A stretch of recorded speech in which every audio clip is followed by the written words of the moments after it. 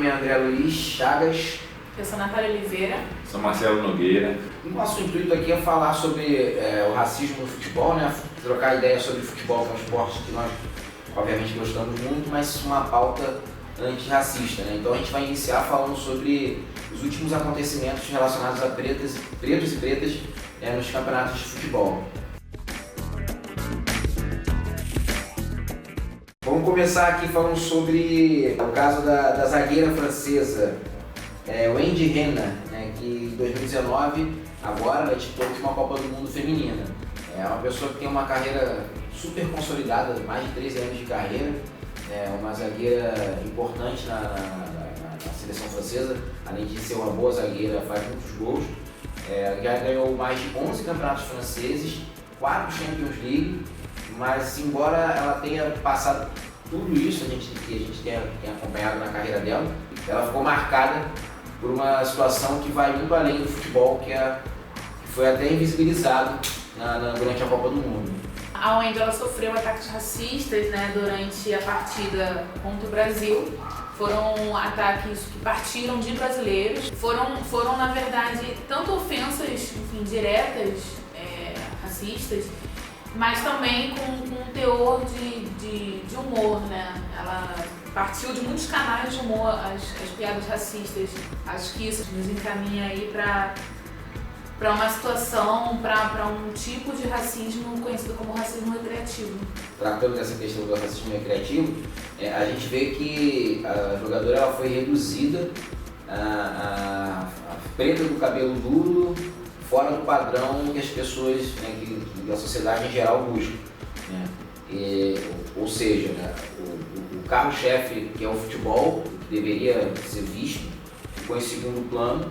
E aí, como a Natália falou, configurou o racismo recreativo. É uma obra que eu aconselho muito aí que as pessoas leiam. A Djamila Ribeiro comentou sobre isso, ela foi coordenadora do projeto, né, desse livro, e o autor ninguém menos que o Adilson José Moreira, e ele aborda de forma muito convincente, né, que é justamente o uso da piada e do humor como forma de racismo também.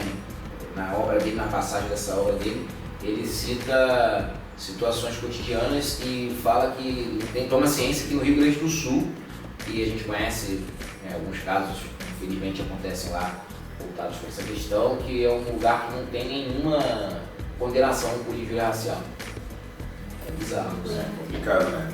Toda hora tem algum caso no Rio Grande do Sul, esteve no Grenal agora, teve o goleiro Aranha, mas isso é um pouquinho mais pra frente. Só pra falar um pouquinho do caso da zagueira, os ataques que ela sofreu foram todos nas redes sociais, né, no Instagram dela, e quando os ataques, quando as pessoas racistas eram confrontadas, elas não conseguiam, não admitiam esse racismo, né? Elas simplesmente falavam desculpas como um evento mundial desse, eu não sou racista, mas um evento mundial, não podia se arrumar mais um pouco, ela não podia dar um jeito de prender um pouquinho, ela está sendo transmitida para o mundo inteiro, sabe? Ninguém conseguia admitir, falando, realmente, foi uma brincadeira de mau gosto. 95% das pessoas dali não conseguiam admitir, não conseguem realmente enxergar o racismo quando inferiorizam alguém por conta do corte do cabelo, ou do jeito que quer sair com o cabelo. Isso foi o que mais me chamou a atenção, né? Das pessoas não assumirem que estavam sendo racistas contra a jogadora, né? Foi bem triste isso. Essa situação, ela me lembra muito um questionamento que acho que muitas pessoas fazem, não questionamento, uma afirmação mesmo, mas uma afirmação muito questionável, que é sobre o problema do Brasil ser mais social do que racial, né? A Wendy, ela é uma profissional super estabelecida, né? É a terceira jogadora melhor paga do futebol feminino, né? Tem uma vida boa, né? Enfim, fruto do trabalho dela. Mas mesmo assim, isso não é o suficiente para que as pessoas, né, vejam ela de forma diferente, né? De forma, mais respeitosa. Essa coisa esse respeito que algumas pessoas falam que o dinheiro dá às pessoas, né? As pessoas negras, ele não é real, né? Se tratando de pessoas negras. Então eu acho que essa é uma expressão de que o problema do Brasil, na verdade, ele é racial, sim. Você vê uma pessoa na situação dela, que é uma pessoa bem sucedida, né? Ela acaba sendo, na verdade, aceita ali naquele ambiente, mas não é tolerada, né? Na verdade, né? Também com a seleção francesa, mas aí no caso da seleção masculina, né? Foi com o Mbappé, né? Na Copa passada teve aquele caso famoso que viralizou, inclusive, né? Negativamente, óbvio, mas do youtuber que simplesmente falou que da forma que ele corria, ele já estava preparado para fazer arrastão nas praias aqui do Rio de Janeiro, que configura também essa intolerância racial, embora ele seja também um jovem jogador de 20 anos que praticamente ganhou a Copa para a França, foi o principal nome pelo menos, né? E mesmo assim sempre tem que fazer uma referência racista, né? De forma a fazer link com o humor, porque configura de novo, né, a questão do racismo recreativo aí do Adilson Moreira. E sempre brasileiro envolvido, né? Triste isso. E eu acho curioso mesmo que seja algo tão sutil, né? É difícil para muitas pessoas brancas entenderem o racismo implícito nessa questão. A gente não acha implícito, na verdade, a gente acha bem explícito. Mas é muito fácil as pessoas, né, verem como algo recreativo de fato, né? Como algo humorístico. Sim, né? sim. E relevarem por conta disso, né? Dizendo que se fosse um jogador branco também. Não é, né? Não seria, não fazem dessa forma. Não, é uma coisa que acontece por conta de um enraizamento mesmo, né? De uma cultura racista. Também tem o Amaral, né, que sempre ficou marcado, embora ele tenha também tido uma carreira consolidada, jogou na Itália, jogou em grandes times, né? Do Palmeiras, do Vasco da Gama nos anos 90, no fim dos anos 90. Ganhou tudo também. Ganhou muitos títulos, tem passagem pela seleção brasileira, né? Só que ele também ele acaba que hoje em dia, até hoje, ele é mais lembrado pelo fato de ser um cara caricato mesmo, né? De ser tratado até como um palhaço, um bobo da corte, do que propriamente pelos feitos dele dentro de campo. O problema do olho caído, né? O problema no olho, ele é visto como piada até hoje, né? E o próprio jogador incorpora isso, né? Ele ouve tanto, ele acha que é normal que ele é o cara da piada, né? O cara que não é levado a sério. Né? Ele não pode ter uma postura séria porque incorporou já que ele é o palhaço da turma, né? Isso aí contribui diretamente para a marginalização e para a inferiorização dele. Sim, total. Eu acho que o Goiás tem muito exemplo, né, de jogadores assim. Muito, nossa. Ia ficar aqui. De serem esses xodós bobo da corte. Exato, exatamente. O Amaral é o mais falado até hoje, mas a gente teve muito com o Odivan também, né? Se for voltar antes, no tempo do Pelé, né? Que existia muito isso, né? Era sempre a piada, era o cara da cor do café, né? O Pelé eu acho que era uma marca de um café na época, né? Sim. O apelido, Sim. O apelido do Ainda mais na época do Pelé, que a coisa era mais. Exatamente. Né? Essa questão do racismo recreativo, né? Ele contribui de forma bem incisiva, mas assim velada, né? Para a manutenção do racismo.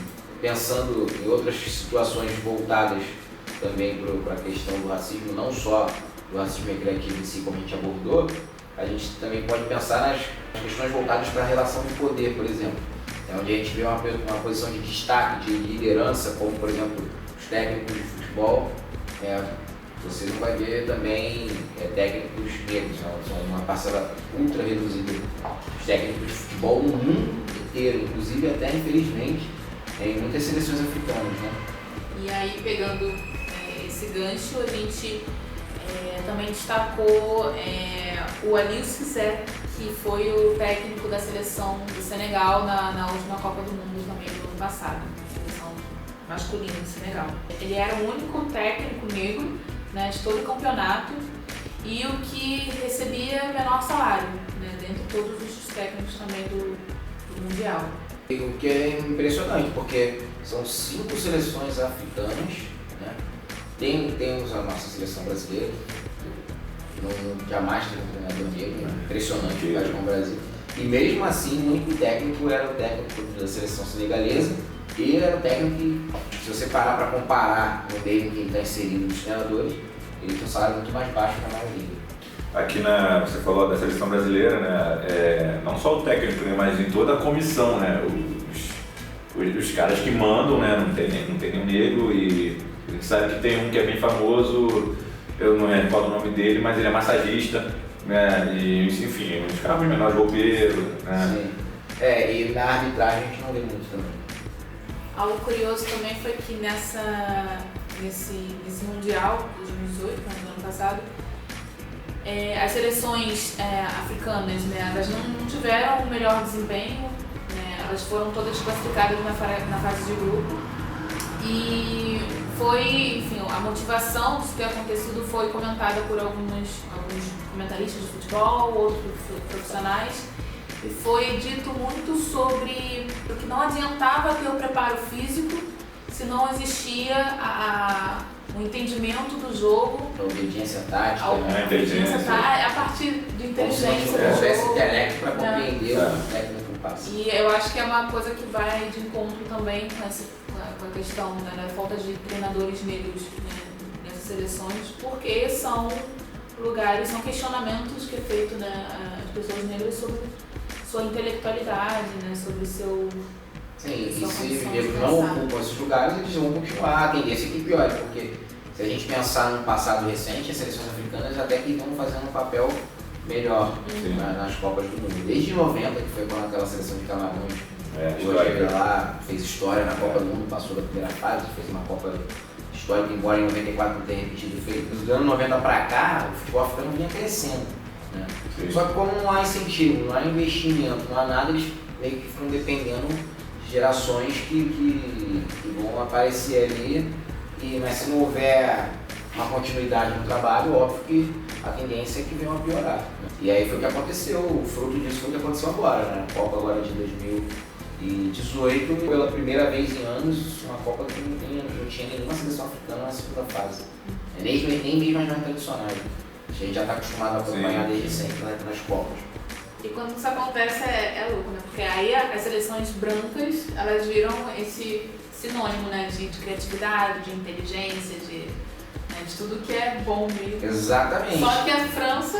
Isso que ia entrar. Porque aí a mão de obra serve. Porque a seleção francesa, que é a campeã do mundo, que teve como destaque o jogador negro, traz imigrantes, né, de diversos países africanos, ganha a Copa do Mundo e sai como a seleção de um país branco, de competência e de futebol bem jogado e de campeão. Já teve, né, quando acabou essa Copa, né, a gente viu várias reportagens, vários estudos também, que se esses jogadores africanos, vindos de países africanos, que foram para nesses países, que esses países foram lá buscar, os países europeus, se eles não saíssem da terra deles, praticamente o futebol europeu não teria esse destaque todo, e a gente já teria uma seleção africana campeã do mundo, ou duas ou três. A França traz jogadores negros, a Holanda traz jogadores negros, a Itália trouxe o Balotelli há pouco tempo, enfim. Imagina as potências que teriam, né, nos países africanos se eles pudessem ficar lá nos países deles, né? Bem curioso. Complicado.